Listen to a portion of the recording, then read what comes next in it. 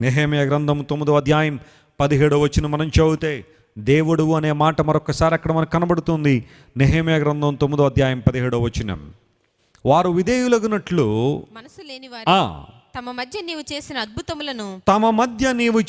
అద్భుతములను జ్ఞాపకము చేసుకొనక తమ మనసును ఏం చేసుకున్నారు?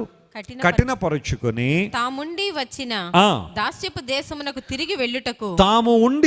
దాస్యపు దేశమునకు మరలా తిరిగి వెళ్ళుటకు ఒక అధికారిని కోరుకొని నీ మీద తిరుగుబాటు చేశారయ్యా. అయితే నీవు క్షమించుటకు ఆ మాట అండర్లైన్ చేసుకోండి. అయితే నీవు క్షమించుటకు సిద్ధమైన దేవుడవును, దయావాత్సల్యతలు కలిగిన వాడవును, దీర్ఘశాంతమును బహుకృపయు గలవాడవయుండి వారిని విసర్జింపలేదు. ఆమేన్. దేవుని నామమున స్తోత్రం చెప్పండి ఒకసారి. హల్లెలూయా. నీవు నీ ప్రజలను విసర్జింపలేదు. ఎందుకు విసర్జించాల్సి వచ్చింది, లేదా విసర్జించడానికి కారణం ఏంటి అంటే, వారి జీవితాల్లో ఎన్నో అద్భుతాలు ఆశ్చర్యకార్యాలు జరిగినప్పటికీ కూడా వారు వాటిని జ్ఞాపకం చేసుకొనకుండా మరలా మనం ఉండి వచ్చిన ఆ ప్రాంతానికి తిరిగి వెళ్ళిపోదాం రండని ఒక అధికారిని నియమించుకుని వారు వెనక్కి వెళ్ళడానికి ప్రయత్నం చేస్తూ ఉన్నారు, లేదా ప్రయత్నం చేసి నీ మీద తిరుగుబాటు చేశారు. అయినప్పటికీ కూడా నీవు క్షమించడానికి సిద్ధమైన మనస్సు కలిగిన వాడు, నువ్వు క్షమించడానికి సిద్ధమైన దేవుడవు అనే మాట దైవ లేఖనాలు మనం చూస్తున్నాం. నెహెమ్యా అనే దైవజనుడు దేవుని సన్నిధిలో పలుకుతున్న మాట ఇది. Lord, you are the Lord who can forgive us.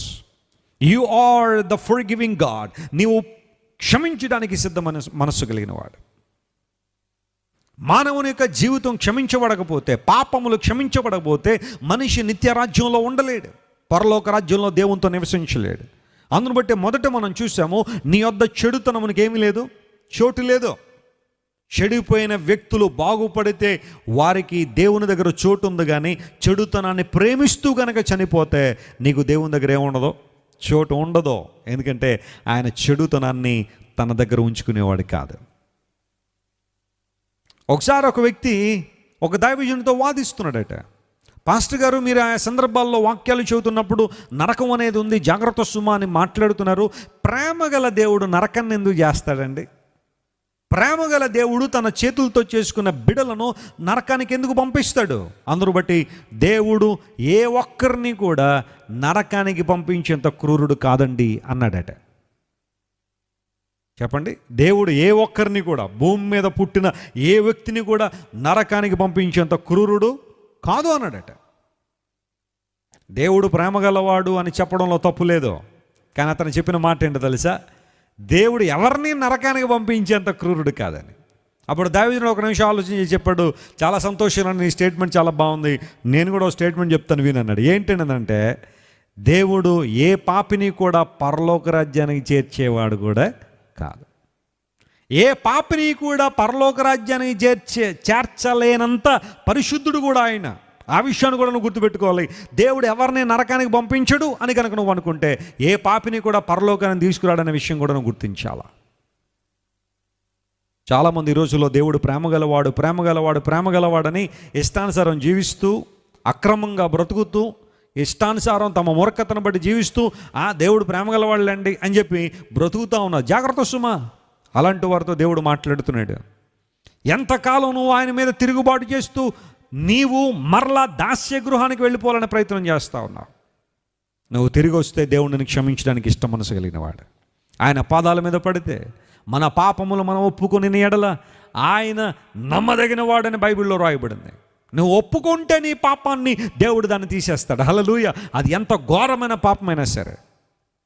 చట్టాలను నువ్వు క్షమించలేకపోవచ్చు, మనుష్యులను క్షమించలేకపోవచ్చు, తల్లిదండ్రులను క్షమించలేకపోవచ్చు, నీ భార్య, నీ భర్త, నీ పిల్లలు, సమాజాన్ని క్షమించకపోవచ్చు, కానీ దేవుడు మాత్రం క్షమిస్తాడు. ఆయన దగ్గర నిరీక్షణ ఉంది. ఆయన క్షమించడానికి సిద్ధ మనసు కలిగినవాడు. అయితే ఆయన క్షమాపణ నువ్వు పొందుకోవాలంటే నీ పాపములు దేవుని దగ్గర ఏం చేయాలా? ఒప్పుకోవాలి. You must feel sorry about your life. నీ పాప జీవితాన్ని బట్టి దేవుని సన్నిధిలో పశ్చాత్తాపపడే మనసు నీకుంటే ఆయన సన్నిధిలో ప్రాధేయపడే, ప్రభువా ఘోరమైన పాపం చేశాను, నన్ను క్షమించు, దేవా పాపిని నన్ను మన్నించు అని దేవుని సన్నిధిలో ప్రార్థన చేయగలిగితే ఖచ్చితంగా దేవుడు నీ పాపాలు క్షమిస్తాడు. తెలుగు ప్రపంచంలో దేవా పాపిని నిన్ను ఆశ్రయించాను అని ఒక పాట ఉంటుంది. చాలా మంచి పాట అది, చాలా అద్భుతమైన పాట. ఆ పాట వింటుంటూనే చాలామంది కన్నీరు గారుస్తూ ఉంటారు. అపరాధినై, అంధుడనై, లోకంలో తిరుగుతూ ఇష్టానుసారం జీవించానయ్యా, ఘోర పాపిని ప్రభువా నన్ను క్షమించి నిన్ను ఆశ్రయించాననే పాట. మరి ఆ పాట పాడినోళ్ళు నిజంగా ఎంతమంది దేవుని దగ్గర క్షమాపణ కోరుకున్నారా అనేది ప్రశ్న. మన తెలుగు ప్రపంచంలో సుప్రసిద్ధ గాయకులు చాలామంది ఆ పాట పాడారు, కానీ నిజంగా పాడారా? మనసులోంచి ఆ పాట వచ్చిందా, లేదా డబ్బుల కోసం పెదవులతోనే పాడారా? ఎవరో పాడమన్నారని చెప్పి ఆ డబ్బుల కోసం పాడేవాళ్ళు కొంతమంది ఉంటారు. ప్లేబ్యాక్ సింగర్లకి బాగా ఎక్కువ డబ్బులు వస్తూ ఉంటాయి. అందును బట్టి రైటర్ ఏమన్నా సాంగ్ తీసుకెళ్ళి ఇది పాడేయమంటే వారి వృత్తి ధర్మం నిత్య పాడేస్తూ ఉంటారు పాటలు, కానీ నిజంగా ఆ పాటలో ఉన్న అర్థాన్ని వారు గ్రహిస్తున్నారా లేదా అనేది కొంచెం సందేహమే. దేవా పాపిని నిన్ను ఆశ్రయించాను, ప్రేమ చూపించి నన్ను ఆదుకోవయ్యా అనే పాట నిజంగా పాడితే ఆత్మరక్షణ ఉంది. దేవుడు క్షమిస్తాడు. పాపాలు క్షమించి మనిషిని విడుదల చేసి ఆయనతో సత్సంబంధాన్ని కలిగి ఉండేలా దేవుడు సహాయం చేస్తాడు. ఒకవేళ ఇంకా నీ పాపాలు క్షమించబడలేదా? ఆ పాపపు గిల్ట్ నీ మీద ఇంకా ఉండిపోయిందా? ఆ అవమాన భారం నీ మీద ఉందా? పాప భారాన్ని, దోష భారాన్ని, శాపాన్ని మోసుకుని ఇంకా జీవిస్తున్నావా? ఈ రాత్రి దేవుడిని పిలుస్తున్నాడు. ఇది ఒక అద్భుత సమయాన్ని ప్రభు నీకు ఇస్తున్నాడు.